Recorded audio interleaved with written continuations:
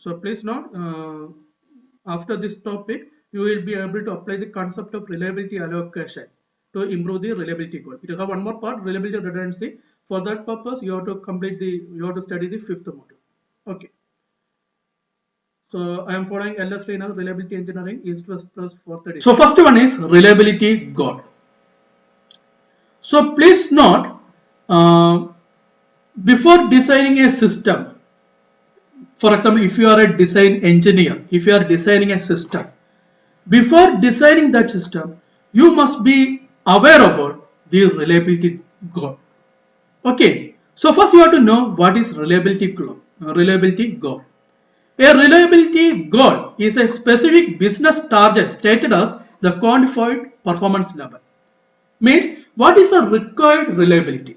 It is known as reliability goal. What is a required reliability? After designing that system, the system must have that particular reliability. Please note, reliability is time varying thing. So for say if the target is for 1000 days, then what is the required reliability after 1000 days? It is known as reliability goal. Okay, so before designing a system, please note it, if you are designing a system, that in order to design a system itself, you can see a number of members. A team leader will be there, a number of team members will be there. So that team has to know the goal, reliability goal of that particular system before designing the system. Okay, so the team members of design team should clearly stated about reliability goal. You must be clearly stated about the reliability goals. Please note the reliability goal is depending upon a number of factors like customer expectation. It is depending upon objective, the business objective. It is depending upon the technical feasibility, because in some situation, even if the customer is demanding a particular reliability goal, the manufacturing unit is not capable to build that one due to some feasibility issue. So technical feasibility is also very important. So by knowing this customer expectation, business objective, technical feasibility, the corresponding wing, the reliability engineering wing, will find the reliability goal. Is it okay? So please note the reliability goal is an important one. Okay. So please note, in order to find the reliability goal, a number of factors are very important. You have to know about a number of factors. So please note, if the given system have large reliability, what's the advantage? If the given system have large reliability, you can see that this maintenance cost will decrease. If the given system, or if a company is manufacturing bike, and if that bike have large reliability, definitely the reliability required for the bike is automatically decrease. So the maintenance will decrease. Manufacturer point of view, maintenance will decrease. That is the first advantage. So maintenance cost will decrease. This green colored one. Second one is, if the given system have large reliability, there is no need to store large amount of spare parts. So the cost of spare parts will decrease. The cost of spare part will decrease. So that is the second one. Is it okay? What is the difficult thing? In order to manufacture a system with large reliability, you have to conduct a large number of research work. Means R&D cost will increase. R&D cost will increase. You can see the right hand side. This x-axis reliability, y-axis cost. So if you are demanding, if the manufacturer is demanding large reliability, or if he wants a large reliability, definitely the R&D cost will increase. Now, if we want to manufacture a system with large reliability, you have to use accurate manufacturing units. So the production cost will also increase. So production cost will increase. So you can see that with respect to reliability, with respect to the required reliability, this is not actual reliability, required reliability. Maintenance cost will decrease, the cost of spare parts will decrease. But what is the problem? The cost of R&D, research and development activity will increase, the cost of production will increase. So if you are considering the total cost, you can see that at a particular point the cost is very small. Okay, so the reliability engineer has to fix this reliability as the reliability goal R star or RS star, because RS is a system reliability, so RS star is the system reliability goal. Okay, so by comparing all these costs, we have to fix, or the reliability we has to fix the goal of reliability of the system. It is known as the optimal reliability with respect to cost. Okay, so that we have to fix. So this one is the first step of finding a reliability goal. So Suganya madam will discuss about all these factors. This one is a fifth module topic. Okay. So now, what is the problem if we are demanding more reliability? What is the effect of over reliability? So before setting a goal for system reliability, we have to know about the effect of over reliability and the effect of under reliability. Okay. So the over reliability is the product is too expensive for target market. Okay, product is too expensive for target market. So what will happen? The demand will decrease because the cost is more. So compared to the similar type of product manufactured by another company, if this cost produced by this company is very large, cost of product produced by this company is very large, what will happen? Definitely the demand will decrease. So product is too expensive for target market. Then we need large research work. We have to carry out large research work. So definitely product is later getting to market. Okay. So that one is the second problem. The company is behind technology leaders due to slow program development. If you are very slow, what will happen? The technology is continuously changing. So the company is behind technology leaders due to the slow program development cycle. Okay, so this one is a problem of over reliability. Now, what is the problem of under reliability? If it is under reliability, if you are not focusing much on reliability, the maintenance cost will increase, the failure will increase, so high field return rate will increase. The field return rate will increase. So we can see high field return rate. പെട്ടെന്ന് അവർ cell ചെയ്തുകൊണ്ടിരിക്കും, വേറെ പ്രോഡക്റ്റിലേക്ക് മാറിക്കൊണ്ടിരിക്കും. Okay, so high field return rate is the second one. Is we have to increase the warranty cost. The high warranty cost will increase, manufacturer point of view. Then third one is loss of product sales once low reliability is known in market.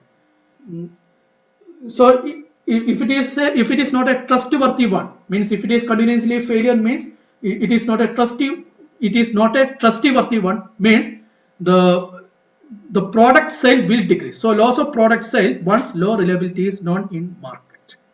Okay. Second one is the share will decrease, market share will decrease. So loss of market share in all product line due to the poor brand perception. Okay, so I think you are all familiar with what's happened to Nokia mobile. Okay, so if any one component is failed, continuously failed, so the market will notice that, so the market share of that company will come down due to that single product. Okay, so that one is a big problem. Okay, we have to set the reliability goal.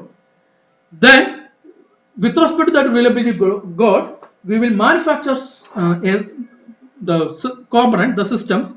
So after manufacturing the system, we will take a sample, then we will carry out some failure data. Then from that failure data, we will construct a failure model. By using that failure model, we will find the reliability of each element. If we know the reliability of each element, we will find the reliability of the system. Okay, it is known as system reliability or unit reliability. Fifth model point of view, this term is very important, unit reliability. Okay, actually it is system reliability, it is also known as unit reliability. Okay, once we know the system reliability, we have to compare the system reliability with reliability goal. If it is less, if system reliability is less than the goal, we have to increase the reliability of the system. We have to increase the system reliability to the reliability goal if it is less. If it is greater than the reliability goal, there is no need to decrease the reliability. But if it is less, we have to increase the system reliability to the reliability goal. Now reliability allocation. So I told you the objective of reliability allocation is to establish a goal for the component reliability so that the manufacturer can have an idea of performance required for his product. Means reliability allocation means, I told you we have a reliability goal. It is known as RS star. Simply RS means the reliability factor of the system. RS star means the desired reliability of the system. Once we have the desired reliability of system RS star, then by using this RS star, we have to find the desired reliability of each component, that is Ri star, where I is the ith component, Ri is the reliability of ith component, and Ri star is the desired reliability of ith component. Okay, means if we have a number of components like R1, R2, etc., then by using R star, we have to find the desired reliability of each component. And if the reliability of each component is less than this value, if it is not equal to this value, then by modifying the component, by replacing the component or by doing something on that component, we have to change the reliability of each component. So after changing the reliability of each component, definitely we can change the reliability of the system, because the reliability of the system is depending upon the reliability of each component. It depends upon the configuration. So reliability of the system is depending upon the reliability of each component. Okay. So the objective of reliability allocation is to establish a goal for the component reliability, that is Ri star, so that the manufacturer can have an idea of performance required for his product. Okay. So the reliability allocation is used to set a goal for the reliability of each component. So that one is the objective of reliability allocation. Okay, how we are allocating reliability, how we are changing reliability. So this one is something related to budget. How we are changing the reliability of each component. So it is known as reliability allocation. Okay, so now say consider the reliability of the system, that is R of t, that is equal to, that is functionally related to R1, R2, etc. Rn, where Ri is the reliability of ith component of the system. Okay, so this one is the system reliability. This is not the desired reliability. This one is the system reliability factor of the system. That one is functionally related to the reliability of each component R1 to Rn, where the ith reliability, Ri is the reliability of ith component of the system. I told you the reliability is depending upon the configuration, definitely. So simply we can write functional relationship. That's all. Now what we are going to do, I told you, now we have a desired system reliability, that is R star, or if I am using RS system reliability, then RS star, that we have. So by using this RS star, we are going to modify the reliability of each component. We are going to modify the reliability of each component. That is, we are going to change the reliability of first component to R1 star. Then I can say R1 star is the goal of first component. Then I am going to change, or we are going to change the reliability of second component. So I can call R2 star is the goal of second component, reliability goal of second component, etc. etc. We are going to change the reliability of nth component to Rn star. So we can call Rn star is the goal of nth, the reliability goal of nth component. So how we are doing this? By using the desired system reliability. And who is giving the system reliability? The top level management is giving the desired system reliability. And who is setting the reliability of each component? The design team is setting the goal of each component by using RS star. So that is the difference. The management is giving the system reliability goal RS star depending upon the customer demand, depending upon the manufacturing unit, depending upon the goal of management, the vision of management. They are setting the reliability goal. It is depending upon the total cost. I told you in last class, with respect to some factor, the total cost will increase, means cost will increase. With respect to some factor, cost will decrease. So the total cost is depending upon the production cost, R&D cost. It is depending upon the required maintenance cost, the spare part cost, etc. So sometimes will increase, the cost will increase with respect to the increase of reliability. The cost of, or cost of some term will increase with respect to reliability. Cost of some term will decrease with respect to reliability. So if you are adding all these costs, it will have a minimum value. It is known as optimum cost. And that optimum cost is corresponding to a particular reliability. It is known as reliability cost. Is it okay? So the management is giving that value, RS star. but the design team is finding the goal of each component. Okay, so finding the reliability of the component Ri for the desired system reliability, R is our problem. Finding the reliability of component Ri, the desired reliability Ri star for the ith component is our problem. Finding R star is not our problem. We are going to find the desired reliability of each component, that is our problem. Now the main problem is, in some situation, based on the desired reliability of the system, we can find or we can change the reliability of all components. In some situation that is possible. Means we can allocate or we can distribute the allocation of system reliability to all components. Means we can improve the reliability of all components simultaneously so that we can increase the system reliability. In some situation, we can't increase the reliability of all components. Some components are restricted. We can't increase the reliability of some component. Means in order to increase the reliability of some component, we have to either modify that component, we have to replace that component. In some situation, replacement is not available. In some situation, the cost of that replacement is very low. Means we can't increase the reliability of some component.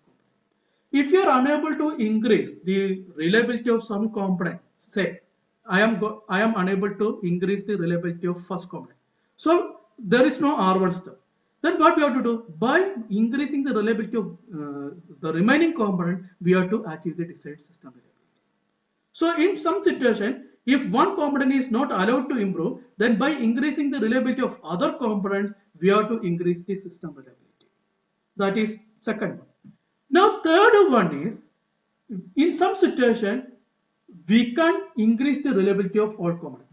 One situation. Another situation is, even if we can increase the reliability of all components or some components, we can't achieve the desired system reliability. We can increase the reliability of all components or some components, but by increasing the reliability of some component, we are unable to increase the system reliability to the desired goal. In some situation, we can't achieve the desired goal. We can't achieve the desired system reliability by increasing the reliability of each component. At that point, reliability allocation is not a good choice. We have to use reliability redundancy. We have to use reliability redundancy. By using more than one component or more than one system, we have to achieve the reliability. We have to achieve the desired reliability. Okay. So these are the three different areas. These are the three different methods used to achieve the desired reliability. But in this syllabus, we are going to discuss about the first case and the last case. First one is by increasing the reliability of all components, how to achieve the desired system reliability. That is first thing. Second one is by using more than one component, how to increase the reliability. It is known as reliability redundancy. That is fifth module. This is fifth module. This is sixth module. So that we are going to do. So any doubt regarding what we are doing? How actually we are going to increase the system reliability to the desired point. And how we are doing that? Three different steps are the first one by increasing the reliability of all components. Second one is if one component is restricted, if you are unable to increase the reliability of any one component or few components, then by increasing the reliability of remaining component, we have to achieve this system reliability. If these two are not possible or limitedly possible or not fully possible, then we have to use reliability redundancy. Okay. So we are going to discuss about the first case, reliability allocation. Different types of reliability allocations are there. In this syllabus, we are going to discuss about reliability allocation for a series system. Series, you are all aware about the series configuration of reliability block diagram. So here we are considering only the series configuration of reliability block diagram, where the failure model of all these components are set. That is the constant hazard model. That means assumed here. Here we are assuming a constant hazard model. We are assuming constant hazard model. Okay. So please note, this is one area we can allocate reliability using other model also, but the simple one is the constant hazard model. So in this syllabus, only this one is included. Okay. So reliability allocation for a series system. Reliability allocation for a series configuration of reliability block. Okay. So please note, in this method, I told you we have series configuration. So in this method, the system failure allowance is subdivided into each component in such a way that the failure allowance of each component is proportional to the predicted probability of failure. The system failure allowance is subdivided into each component in such a way that the failure allowance of each component is proportional to predicted probability of failure. Means, say, the system reliability is, the desired system reliability is RS term. So what about the desired maximum probability of failure? We can call it as FS term. FS means the probability of failure of the system. FS star means the maximum allowable failure. Maximum allowable failure. So I told you the system reliability, by using this goal, we are finding the reliability of each component. That is R1 star, R2 star, R3 star. So corresponding to R1 star, there is a probability of failure, desired probability of failure, that is F1 star. Corresponding to a second system, we have a desired probability of failure, F2 star. Corresponding to R3 star, we have a desired probability of failure, F3 star. So we can find this by using this Fs star.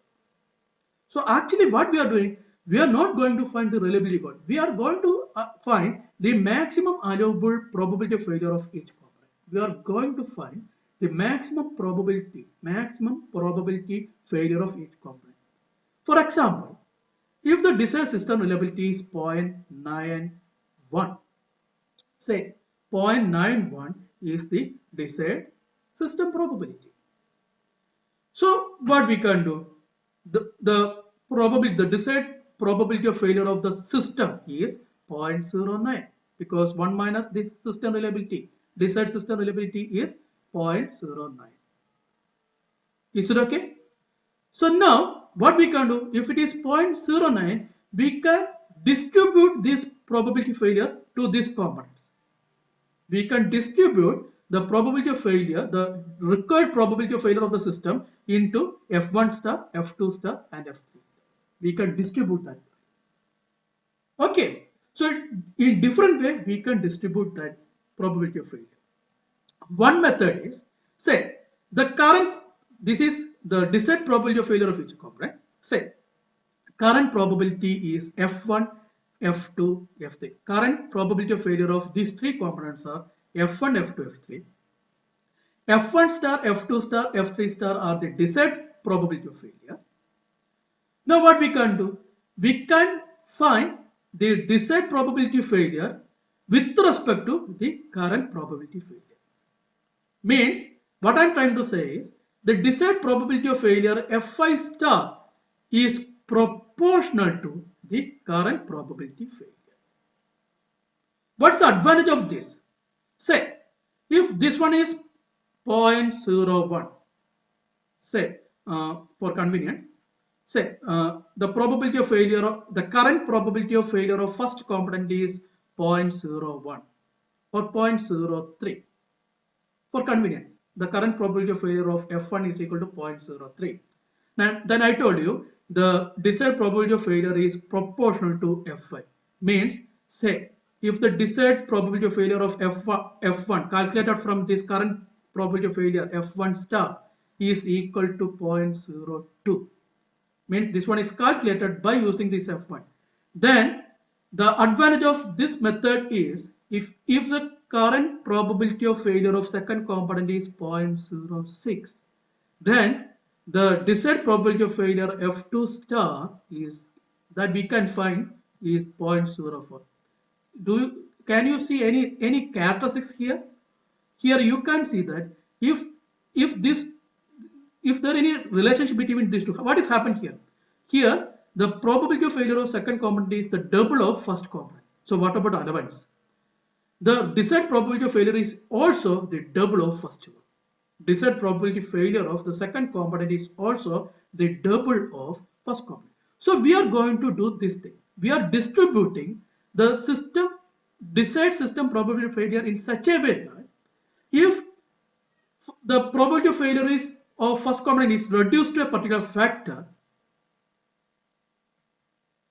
and I told you that one is depending upon that one is proportional to the current probability of failure of first component.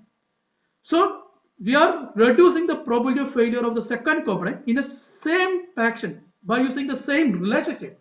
We are going to reduce the probability of failure of second component. Okay, more specifically,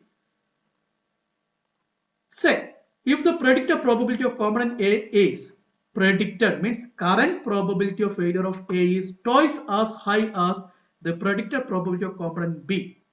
That is the F1 is equal to 0.06, F2 is equal to 0.03. Means the predicted probability of component A is twice as high as the predicted probability of component B.